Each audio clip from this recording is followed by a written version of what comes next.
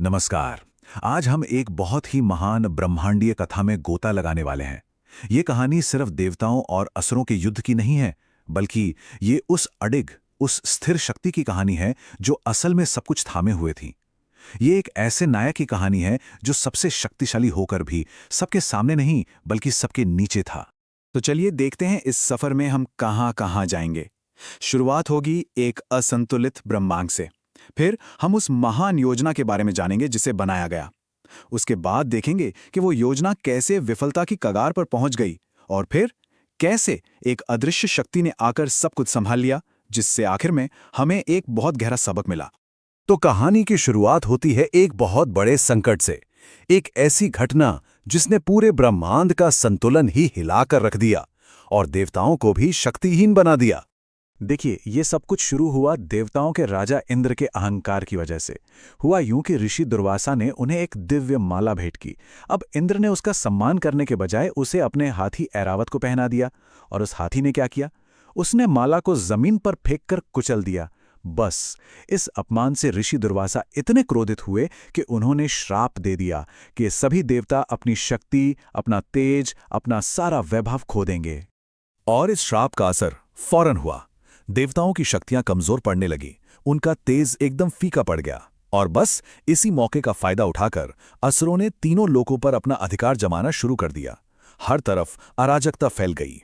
जब देवताओं को लगा कि अब तो हार निश्चित है, तो वे अपनी आखिरी उम्मीद लेकर पहुंचे ब्रह्मांड के संरक्षक भगवान विष्णु के पास। उन्होंने प्रार्थना की कि वे ही इस भयानक स्थिति से बाहर निकलने का कोई रास्ता दिखाएं। और तब भगवान विष्णु ने एक ऐसा उपाय सुझाया जो सुनने में ही बेहद साहसी और लगभग नामुमकिन सा लगता था। एक ऐसी योजना जो देवताओं की खोई हुई शक्ति वापस ला सकती थी।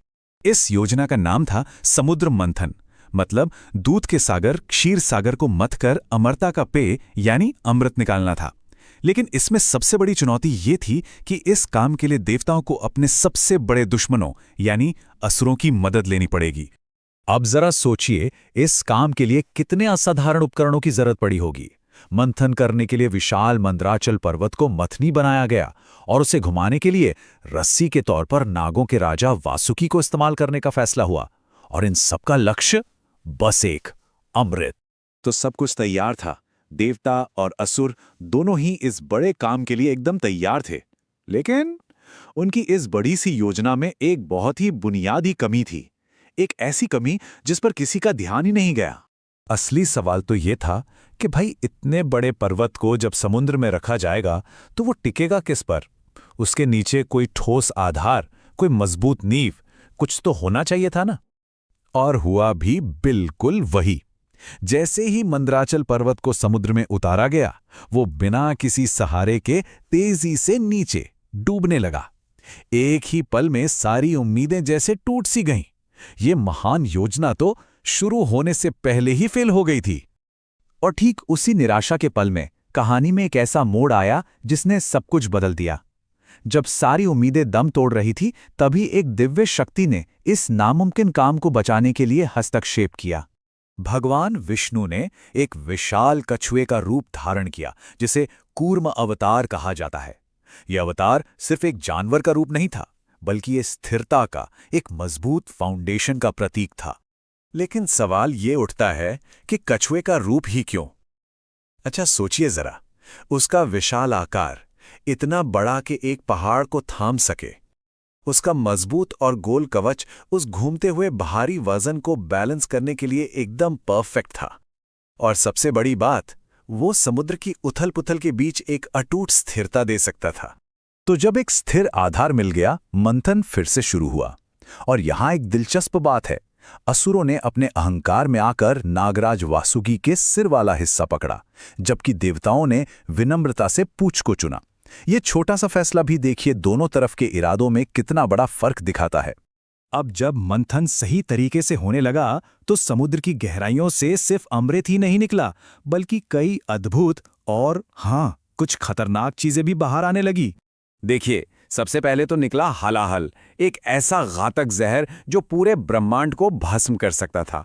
उसके बाद कामधेनु जैसी दिव्य गाय, बेशकीमती रत्न और ना जाने कितनी चमत्कारिक चीजें निकली। फिर स्वयं सौभाग्य की देवी मां लक्ष्मी प्रकट हुईं और सबसे आखिर में वो अमृत कलश निकला जिसका सभी को बेसब्री से इंतजार था। वैसे यहाँ ये जानना भी जरूरी है कि जब हलाहल विष निकला तो उसने तो पूरे ब्रह्मांड को खतरे में डाल दिया था। तब भगवान शिव ने आगे आकर उस विष को पी लिया और उसे अपने गले में ही रोक लिया, और तभी से वो नीलकंठ कहलाए। और अंत में जब अमृत को लेकर देवताओं और असुरों में झगड़ा छिड़ गया, तब भगवान विष्णु ने मोहिनी का एक सुंदर रूप लिया और बड़ी ही चतुराई से सारा अमृत सिर्फ देवताओं को पिला दिया। इससे उनकी शक्ति और अमरता दोनों वापस आ गईं। ये कहानी सिर्फ एक पौराणिक कथा नहीं है, इसके पीछे एक बहुत ही गहरा संदेश छिपा है। एक ऐसा संदेश जो आज भी उतना ही सच है जितना तब था। इस पूरी कहानी का सार शायद इस एक वाक्य में छिपा है कि बड़े बड़े काम सिर्फ बड़े बड़े एक्शन से पूरे नहीं होते, बल्कि उनके नीचे मौजूद उस शांत, उस स्थिर समर्थन से टिके रहते हैं जो किसी को दिखाई नहीं देता। तो कूर्म अवतार से हमें क्या सीखने को मिलता है? पहली बात, किसी भी महान काम के लिए एक मजबूत नींव का होना जरूरी है। दूसरी, जो सबसे जरूरी सपोर्ट होता है ना, वो अक्सर किसी को दिखता नहीं, उसकी कोई वाहवाही नहीं होती। तीसरी, सब्र और संतुलन, यही सफलता का असली आधार है। और सबसे अहम बात, सच्ची ताकत शांत होती है, सपोर्टिव होती है और निस्वार्थ होती है। तो जाते जाते एक सवाल छोड़ जाता हूं, आज की दुनिया में ऐसे कौन से बड़े काम हैं जिन्हें सफल होने के लिए अपने कूर्म अवतार की, यानी एक शांत और स्थिर नींव की जरूरत है? इस पर सोचिएगा जरूर।